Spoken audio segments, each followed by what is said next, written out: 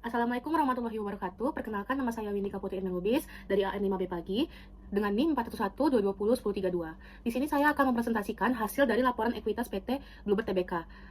Berdasarkan analisis, rekomendasi saya untuk saham perusahaan ini adalah buy atau membeli. Selanjutnya kita masuk ke profil perusahaan. Jadi PT Bluebird Tbk ini berdiri pada 29 Maret 2001 dan bergerak di bidang usaha transportasi, penumpang, dan jasa pengangkutan darat, yaitu taksi, sewa kendaraan, serta sewa bus. Pada tahun 2014, Bluebird berhasil melakukan langkah korporatif melalui penawaran umum saham perdana, yaitu Initial Public Offering atau IPO, di Bursa Efek Indonesia. Proses pencatatan dan penawaran umum saham tersebut dilaksanakan setelah menerima pernyataan efektif dari Otoritas Jasa Keuangan pada 29 Oktober 2014. Saham Bluebird pun resmi diperdagangkan pada 5 November 2014 hingga sekarang. Sebagai perintis layanan taksi dengan armada terbesar di Indonesia, baik di pusat-pusat bisnis maupun destinasi wisata, Bluebird saat ini semakin memperkokoh posisinya di sektor mobilitas dengan jangkauan 18 area, yang mencakup Jabodetabek, Bali, Bandung, Batam, Cilegon, Lombok, Manado, Medan, Padang, Pekanbaru, Palembang, Semarang, Surabaya, Solo, Yogyakarta, Makassar, Bangka Belitung, dan Balikpapan. Setelah sukses melakukan IPO pada tahun 2014, kini perseroan telah memiliki 22.998 armada, baik untuk segmentasi maupun non-taksi, yang mencakup armada sewa kendaraan, layanan sewa bus, dan layanan antar kota atau intercity shuttle, yang keseluruhannya tergabung dalam 19 anak perusahaan yang tersebar di 18 kota di Indonesia tadi. Pada tahun 2023 ini, jumlah karyawan di PT Bluebird Tbk sudah mencapai 3.054 orang. PT Bluebird juga secara aktif bergabung dalam sejumlah organisasi dan asosiasi untuk mengikuti perkembangan lingkungan bisnis, memperluas jaringan, serta mengokohkan kontribusi, sinergi, dan eksistensi perseroan dalam menciptakan iklim bisnis yang berkelanjutan. Keanggotaan asosiasi dengan organisasi yaitu, yang pertama ada Organda, Organisasi Angkutan Darat, yang kedua ada Kadin, Kamar Dagang dan Industri, yang ketiga ada Apindo, Asosiasi Pengusaha Indonesia, dan yang terakhir ada ITS Indonesia, Intelligent Transport System. Selanjutnya masuk ke pemegang saham. Jadi, pemegang saham PT Bluebird per 31 Desember 2023 itu adalah PT Pusaka Citra Joko Sutono, merupakan pemegang saham utama dan pengendali perusahaan, dengan perolehan saham sebesar 28,30%. PT Bluebird juga membagikan dividen tunai sebesar 180 miliar 151 juta 200 ribu, atau 50,27% dari laba bersih tahun buku 2022.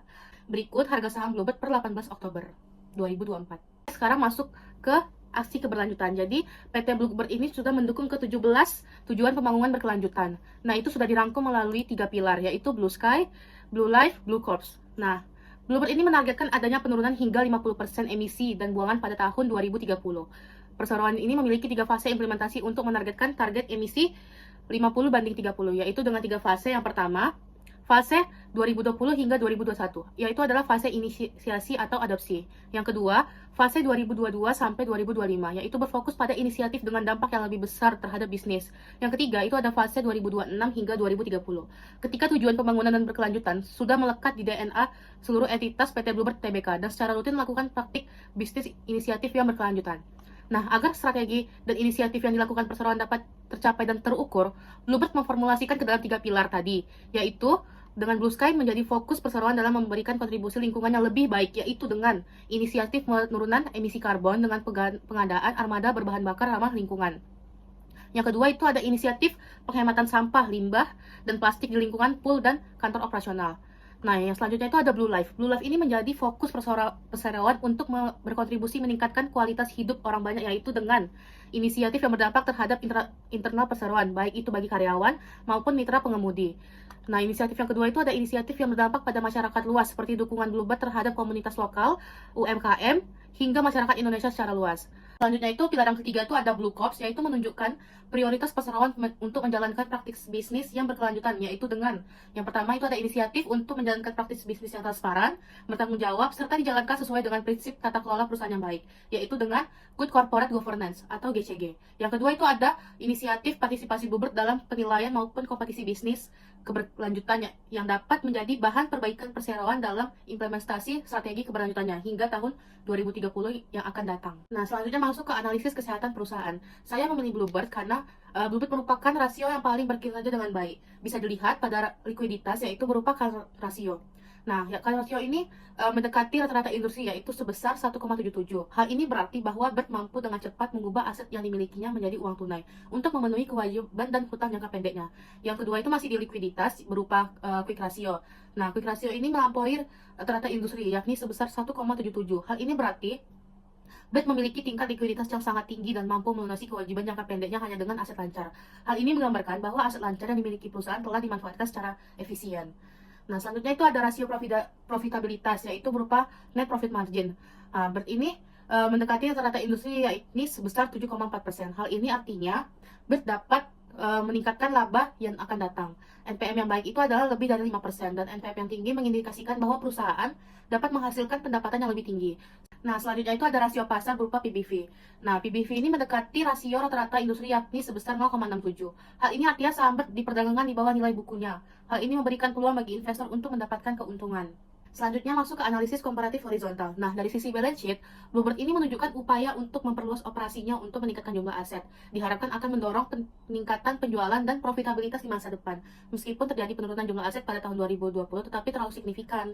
Nah, penurunan liabilitas dan ekuitas sebesar minus 5,78% di tahun 2022 disebabkan oleh pembiayaan operasional, termasuk pinjaman bank dan biaya pasca kerja. Secara keseluruhan ini, jadi Bluebird ini berhasil menyesuaikan strategi dan kebijakan untuk mendukung aset, penjualan, serta profitabilitas. Nah, dari sisi income statement, secara keseluruhan itu peningkatan pendapatan dan efisiensi beban menunjukkan keberhasilan strategi pengembangan bisnis. Meski laba sempat terdampak pada faktor non-operasional.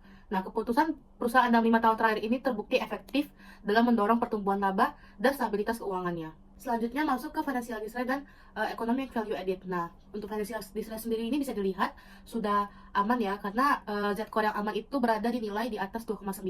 Dan perusahaan ini menunjukkan kondisi keuangannya sangat baik dan jauh dari risiko kebangkrutan. Nah, yang pertama itu aset lancar terus meningkat selama 5 tahun, mencerminkan kemampuan perusahaan mengelola aset jangka pendek secara efisien. Nah, yang kedua itu penurunan modal kerja pada tahun 2022 menunjukkan tekanan pada likuiditas, tetapi meningkat kembali pada tahun 2023, menandakan perbaikan efisiensi manajemen aset jangka pendek. Yang ketiga itu penurunan hutang pada 2022, menunjukkan pengelolaan utang yang baik, tetapi kenaikan signifikan pada tahun 2023 perlu dipantau agar tidak membebani arus kas di perusahaan. Nah, yang terakhir itu laba ditahan terus meningkat, mencerminkan akumulasi keuntungan yang sehat setiap tahunnya. Nah, selanjutnya itu ekonomi value added. Nah, PT Bluebird ini menunjukkan kinerja keuangan yang baik dengan EVA selama periode 2019 hingga 2023. Mencerminkan kemampuan perusahaan dalam menciptakan nilai tambah ekonomi secara konsisten. Nah, net operating profit after tax-nya ini terus meningkat hingga tahun 2022, mencerminkan profitabilitas operasional yang stabil meskipun pada tahun 2023 terlihat sedikit menurun. Nah, invested kapitalnya ini dikelola secara efektif dengan fluktuasi yang minim, menunjukkan alokasi modal yang tepat untuk mendukung pertumbuhan bisnis. Selain itu, cost of capitalnya ini yang stabil mencerminkan kemampuannya perusahaan untuk mengontrol biaya secara efisiensi. EVA mencapai puncaknya pada tahun 2022 sebesar 19.306.147. Nah, meskipun mengalami penurunan menjadi 15.666.910 di tahun 2023. Untuk menjaga momentum ini, perusahaan perlu fokus pada pengendalian biaya dan pengoptimalan modal yang diinvestasikan untuk mempertahankan tingkat profitabilitas dan pertumbuhan nilai ekonominya di masa yang akan datang. Nah, selanjutnya yang terakhir itu rekomendasi untuk investor. Jadi saya merekomendasikan untuk membeli saham Bluebird, yaitu dengan alasan yang pertama itu didukung oleh ekonomi Indonesia yang tumbuh. Nah, dengan pertumbuhan ekonomi Indonesia yang stabil, permintaan terhadap layanan dan transportasi cenderung meningkat, memberikan peluang bagi Bluebird untuk meningkatkan pendapatannya. Dengan ekonomi yang terus berkembang, baik melalui sektor pariwisata, perdagangan, maupun jasa, Bluebird berada dalam posisi strategis untuk memenuhi kebutuhan tersebut. Nah, yang kedua itu ada untuk cocok jangka panjang. Nah, saham PT Bluebird ini dinilai cocok untuk investasi jangka panjang karena memiliki fondasi bisnis yang solid dan prospek yang menjanjikan. Bluebird sendiri menunjukkan kesiapannya untuk beradaptasi dengan perubahan tren pasar, termasuk peningkatan penggunaan teknologi dalam layanan transportasinya. Yang ketiga itu ada likuiditas yang baik. Nah, likuiditas yang baik ini sangat penting bagi para investor karena memungkinkan mereka untuk dengan mudah membeli atau menjual saham tanpa harus menghadapi hambatan besar, seperti perubahan harga yang signifikan akibat kurangnya pembeli atau penjual. Saham Bluebird ini adalah aset yang aktif diperdagangkan dan menjadikannya menarik bagi investor retail maupun institusi yang mencari efisiensi dalam transaksi saham.